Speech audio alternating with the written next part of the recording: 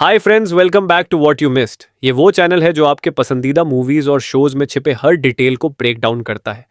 आज हम बात करने वाले हैं पीस मेकर सीजन 2 के एक्सप्लोसिव लेकिन बेहद पर्सनल फाइनल की। एक ऐसा एपिसोड जो भरा हुआ है Easter eggs, emotional character moments और आने वाले डीसीयू के फ्यूचर के लिए एक मैसिव सेटअप के साथ। इस फाइनल का टाइटल है फुल नेल्सन, और ये सिर्फ एक एक्शन पैक कंक्लूजन नहीं है, ये जेम्स गन की अब तक की सबसे पर्सनल राइटिंग में से एक है। हम इस वीडियो में उस हिडन मीनिंग को भी समझने वाले हैं जो बताता है कि पूरा सीजन दरअसल एक मेटा कमेंट्री है जेम्स गन की अपनी जर्नी पर, जहां उन्हें मार्वल से निकाला गया था लेकिन बाद में उन्हें डीसीयू को दोबारा शुरू करने का दूसरा मौका मिला। लेकिन उससे पहले हम आपको इस एपिसोड का पूरा ब्रेकडाउन देंगे, शुरुआत के रोमांटिक डेट नाइट से लेकर पीस मेकर की शॉकिंग फाइनल फेट तक। फिर हम बात करेंगे उस शानदार फोरशैडोइंग की जो सीजन के ओपनिंग डांस सीक्वेंस में ही छिपी थी। और आखिर में हम समझाएंगे कि रिक फ्लैग का नया प्रिजन प्लैनेट सैल्वेशन कैसे एक मैसिव और टेरिफाइंग सेटअप है आने वाले डार्क साइड और अगले सुपरमैन फिल्म के लिए। एपिसोड की शुरुआत होती है मुख्य कहानी से एक महीने पहले, जहां क्रिस स्मिथ और हारकोर्ट एक नाइट आउट पर गए हैं बिग बेली बर्गर में, जो कि डीसी कॉमिक्स का एक क्लासिक फास्ट फूड जॉइंट है। हारकोर्ट गुस्से में है क्योंकि आगस ने उसे ब्लैकलिस्ट कर दिया है, जब अडेबायो ने उसकी मां की सच्चाई सबके सामने ला दी थी। ओपनिंग सीन में हमें दिखाया जाता है कि क्रिस ही वो इंसान है जो हारकोर्ट के लिए एक इमोशनल एंकर है, यानी वो उसे संतुलित रखता है। उसके बिना हारकोर्ट जल्दी गुस्से में हिंसक हो जाती है, जैसे उस सीन में जब वो एक आदमी से लड़ाई करने ही वाली थी जो ब्रोंकोस टीम की टी शर्ट पहने हुए था, वही टीम जिसे बाद में इकोनोमोस भी मेंशन करता है। बैकग्राउंड में चल रहा गाना someone special bye hardcore superstar उनके रिश्ते को परफेक्टली डिफाइन करता है कि वो एक दूसरे के लिए सच में समवन स्पेशल हैं। हमें एड्रियन चेस यानी विजिलेंटी के डार्क पास्ट की भी झलक मिलती है, जब क्रिस बताता है कि एड्रियन का बड़ा भाई गट चेज एक बुली था और शायद उसी ने एड्रियन को वो सोशियोपैथ बना दिया जो हम आज देखते हैं। रात खत्म होती है जब वो दोनों नेल्सन बैंड का शो देखने जाते हैं, जिसका सबसे बड़ा हिट गाना है लव एंड अफेक्शन। ये गाना उनके बीच बढ़ती हुई फीलिंग्स का सिंबल है। शो के बाद क्रिस और हारकोर्ट एक प्यारा किस शेयर करते हैं, लेकिन फिर हारकोर्ट पीछे हट जाती है। टाइटल फुल नेल्सन एक ट्रिपल थ्रेट है। इसका मतलब तीन अलग अलग चीजों से जुड़ा है। पहला, ये उसी बैंड का नाम है जिसे क्रिस और हारकोर्ट ने देखा था। दूसरा, ये एक रेसलिंग मूव है जो अपने ओपोनेंट को फंसा लेती है, और ये वही मूव है जिसमें जॉन सीना, जो पीस मेकर का किरदार निभाता है, माहिर है। तीसरा, यही वो मूव है जो आखिर में क्रिस को सिंबॉलिकली ट्रैप कर देती है। मुख्य कहानी में हम देखते हैं कि क्रिस स्मिथ अब जेल में है और वो पूरी तरह से अपनी पीस मेकर आइडेंटिटी से दूर हो चुका है। इसे सिंबलाइज किया गया है एक पिजन से, जो डव ऑफ पीस का रिश्तेदार पक्षी है, यानी शांति का प्रतीक। उधर आर्गस ने अब लूथर्स डायमेंशनल पोर्टल कमांड सेंटर वाले वेयरहाउस में अपना नया हेडक्वार्टर्स बना लिया है। उन्होंने लूथर के पुराने हेंचमैन सिडनी सैपरसन और ओटिस को भी माफ कर दिया है, और अब वो आर्गस के लिए काम कर रहे हैं। इससे ये साफ इशारा मिलता है कि लेक्स लूथर अब दोबारा सरकार के गुड बुक्स में है, जो कि एक सीधा सेटअप है आने वाली film Superman man of tomorrow के लिए। वहीं क्वांटम यूनिवर्सल कनेक्टर के अंदर जो डोर्स हैं, उन पर नंबर लिखे हुए हैं, बिल्कुल वैसे ही जैसे डीसी मल्टीवर्स की अलग अलग अर्थ्स को नंबर दिए गए हैं। और डोर 4 एक खास नॉड है चार्ल्टन कॉमिक्स के ओरिजिनल यूनिवर्स को, जहां से पीएसी मेकर और बाकी चार्ल्टन कैरेक्टर्स की शुरुआत हुई थी। डोर 22 एक फेरी टेल गम ड्रॉप लैंड, जहां छोटे छोटे प्यारे लेकिन असल में खतरनाक मॉन्स्टर्स रहते हैं। जब ये मरते हैं तो ग्लिटर में फट जाते हैं। ये एक ईस्टर एग रेफरेंस है उन इम्प्स का जिनका जिक्र ऑगी स्मिथ ने एपिसोड 1 में किया था। स्क्रीमिंग स्पाइडर स्कल डिमेंशन, एक वेस्टलैंड जो चारों तरफ पाइक्स से भरा हुआ है, और इसका लुक क्रीचर कमांडोज में सर्सीज विजन ऑफ डिस्ट्रक्शन जैसा लगता है। ज़ॉम्बी डायमेंशन, ये सीधा नॉड है डीसीज्ड कॉमिक रन की तरफ, जहां एंटी लाइफ इक्वेशन एक ज़ॉम्बी जैसे वायरस को फैलाती है। या फिर ये जेम्स गन के पुराने काम डॉन ऑफ द डेड की तरफ भी एक सटल रेफरेंस हो सकता है। इसी दौरान वर्कर बीस यानी आम सिपाही और मजदूर कष्ट झेलते हैं और मर जाते हैं, जबकि रिक फ्लैग जूनियर अपने मैकशफ्ट पेंट हाउस में बैठा रहता है। फ्लैग अब पूरी तरह अपनी पर्सनल रिवेंज क्वेस्ट में डूब चुका है और अब वो वही नीतियां लागू कर रहा है जो कभी लेक्स लूथोर ने सुपरमैन में बनाई थी, एक of world Meta human prison बनाने के लिए। सेक्रेटरी ऑफ डिफेंस मायर यहां तक कह देता है कि फ्लैग खुद भी उसी पाखंड में फंस गया है जिससे वो पहले नफरत करता था, यानी उसका हिपोक्रेसी अब साफ दिखता है। जब आर्गस मिशन जारी रहता है तब 11th स्ट्रीट किड यानी अदेबायो, इकोनोमोस और विजिलेंटी धीरे धीरे बिखरने लगते हैं क्योंकि क्रिस अब उनके साथ नहीं है।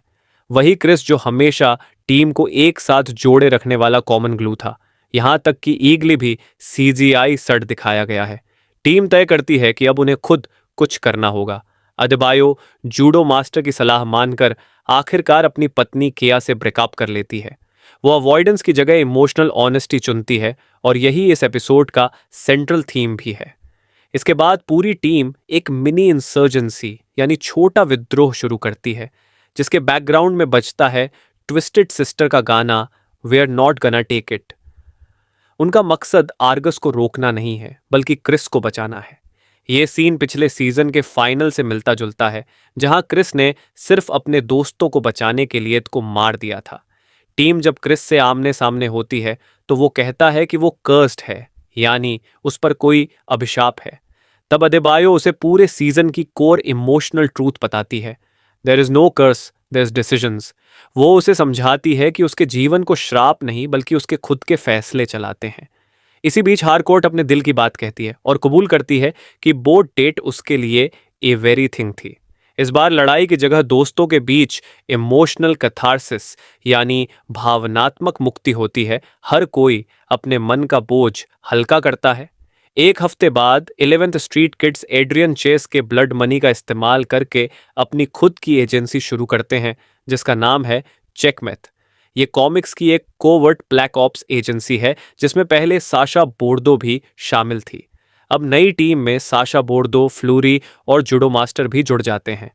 एपिसोड का अंत होता है जब क्रिस को कुछ मास्केड मैन उठा ले जाते हैं जो अनमार्क्ड ट्रक्स में आते हैं, और ये सब फ्लैग के आदेश पर होता है, कानूनी सिस्टम से बाहर एक सीक्रेट प्रिजन में जो किसी अननोन अर्थ पर है। आखिरी में बजता है गाना द रेकनिंग, जो क्रिस की किस्मत को पक्का कर देता है। यकीन मानिए या नहीं, लेकिन हर एपिसोड की शुरुआत में दिखाया गया वो इनफेमस सिंक्रोनाइज्ड डांस सीक्वेंस दरअसल पूरे सीजन की कहानी और इमोशनल बीट्स को पहले ही फॉरशैडो कर देता है, यहां तक कि उसके एंडिंग तक भी। ये डांस बिल्कुल भी रैंडम नहीं है। जब क्रिस नाचता है तो उसके पीछे जो लाइंस दिखाई देती हैं वो क्वांटम यूनिवर्सल कनेक्टर के डोर सिस्टम की ग्रिड जैसी लगती है। उसके हाथों की ऑल्टरनेटिंग आर्म मूवमेंट्स एक स्वास्टिका का आकार बनाते हैं जो अर्थ एक्स की यात्रा का संकेत है, जहां वो नाजीज से मिलता है, खासकर कीथ और ब्लू ड्रैगन से। डांस के बीच में क्रिस और हारकोर्ट का एक कोमल सा पल दिखाया जाता है जो उनके अंदर छिपी अनएक्नॉलेज्ड फीलिंग्स को दर्शाता है और उसी पार्टी बोर्ड डांस की याद दिलाता है जिससे पूरे सीजन का रोमांटिक आर्क शुरू हुआ था। जब आर्गस टीम डांस में एंट्री लेती है तो उनकी चाल एकदम रेजिमेंटेड यानी सैन्य जैसी होती है, लेकिन अचानक वो दिशा बदलते हैं। ये दिखाता है कि कैसे रिक फ्लैग एक इंटेलिजेंस ऑपरेटिव से बदलकर एक vengeful out of control commander बन जाता है। सबसे प्यारा फोर शैडोविंग है जब इकोनोमोस और ईगली एक साथ टैप डांस नंबर करते हैं, जो उनके बीच बढ़ते हुए अनलाइकली बॉन्ड को दर्शाता है जो पूरे सीजन में और गहरा होता जाता है। सीजन के अंत में जब क्रिस को उठा लिया जाता है तो सभी किरदार दुखी होते हैं और डांस सीक्वेंस का अंत भी इसी तरह होता है, जहां पूरी टीम एक डॉग पाइल पोज में गिरती है, जो इस बात का प्रतीक है कि क्रिस के जाने के बाद वो सब अंदर से टूट चुके हैं और दुख में एक दूसरे का सहारा बने हुए हैं। ये वही जगह है जहां यह एपिसोड एक पर्सनल कैरेक्टर स्टडी से बदलकर एक बहुत बड़े डीसीयू वर्ल्ड बिल्डर में बदल जाता है। रिक फ्लैग जूनियर उस नए रहने योग्य ग्रह का नाम रखता है जिसे वह क्वांटम यूनिवर्सल कनेक्टर के जरिए खोजता है, सैल्वेशन। ये कोई रैंडम नाम नहीं है, ये कॉमिक्स से लिया गया एक सीधा और डरावना रेफरेंस है। क्या है ये? सैल्वेशन रन एक बड़ा डीसी कॉमिक्स इवेंट था जो फाइनल क्राइसिस से पहले हुआ था। कॉमिक्स में अमाउंडा वॉलर और चेकमेट तथा अर्गस जैसी एजेंसियां दुनिया के सबसे खतरनाक सुपर विलेंस और मेटा ह्यूमंस को पकड़कर पृथ्वी से बाहर एक प्रिजन वर्ल्ड पर भेज देती हैं। इस सीजन में फ्लैग का असली मकसद भी यही है। वह पृथ्वी को मेटा ह्यूमन प्रॉब्लम से मुक्त करना चाहता है, एक तरह का स्पेस ऑस्ट्रेलिया बनाकर। क्योंकि अरकम और बेलेरे जैसी जेलें उन्हें हमेशा के लिए रोक नहीं सकती। वह लेक्स लूथर की उस ओरिजिनल प्लान को पूरा कर रहा है जिसमें वह मेटा ह्यूमंस के लिए एक जेल बनाना चाहता था। कॉमिक्स में बाद में पता चलता है कि यह प्रिजन प्लैनेट यानी सेल्वेशन असल में एक ट्रैप था। ये डार्क साइड के मुख्य यातनाकार डिसार्ट के कंट्रोल में था, जो उन डिपोर्टीज को अपने पैराडिमन्स के लिए टेस्ट सब्जेक्ट के रूप में इस्तेमाल करना चाहता था। फिनाले साफ तौर पर यह इशारा करता है कि नया बड़ा डीसीयू विलन डार्क साइड होगा, अपोकोलिप्स से आया हुआ एक कॉस्मिक तानाशाह जो डीसी यूनिवर्स के सबसे ताकतवर अस्तित्वों में से एक है। हमें इस सीजन में इसके कई क्लूज दिखे। क्रिएटर्स कमांडोज में सीएरसी का एक विजन दिखाया गया था जिसमें पूरी दुनिया बर्बाद थी और हीरोज को मरकर खंभों पर टांगा गया था। ये डार्क अपोकलिप्टिक इमेज अक्सर डार्क साइड के प्रभाव से जुड़ी होती है। ज़ॉम्बी डायमेंशन एक वैकल्पिक पृथ्वी है जो उस वायरस से संक्रमित है जो तब बना जब डार्क साइड ने डीसीडेड कॉमिक्स में साइबॉर्ग से एंटी लाइफ इक्वेशन निकालने की कोशिश की थी। यह हमें साफ प्रूफ देता है कि डार्क साइड का प्रभाव पहले से ही मल्टीवर्स में मौजूद है। सैल्वेशन रन का जिक्र करके शो ये दिखाता है कि फ्लैग का स्पेस ऑस्ट्रेलिया प्लान असल में डार्क साइड या उसकी फोर्सेस द्वारा पहले से ही बनाए गए जाल में बदल जाएगा, या शायद वही जाल शुरू से मौजूद था। इन सारी घटनाओं का नतीजा खासकर लेक्स लूथर का आर्गस और क्वांटम यूनिवर्सल कनेक्टर से जुड़ना सीधा सुपरमैन मैन ऑफ टुमारो की कहानी की नींव रखता है। लेक्स अब क्वांटम यूनिवर्सल कनेक्टर से मिली टेक्नोलॉजी और रिसोर्सेज में गहरी दिलचस्पी ले रहा है। यही टेक या पावर सोर्स शायद उसे उसका एग्जो सूट बनाने में मदद करेगा, वही सूट जो वह आने वाली सुपरमैन फिल्म में पहनेगा। फिनाले में पीसमेकर को आखिरी बार एक अजीब अनजान अर्थ पर फंसा हुआ दिखाया जाता है। वह फ्लैग की ऑफ सिस्टम जस्टिस का शिकार बन जाता है। ये क्रिस स्मिथ को एक ऐसे कॉस्मिक या मल्टीवर्सल इवेंट में डाल देता है जो सीधे तौर पर डीसीयू के सबसे बड़े खतरों से जुड़ा होगा, चाहे वो ब्रेनियक हो जिसका पहले ही संकेत मिल चुका है, या फिर डार्क साइड का कॉस्मिक आतंक।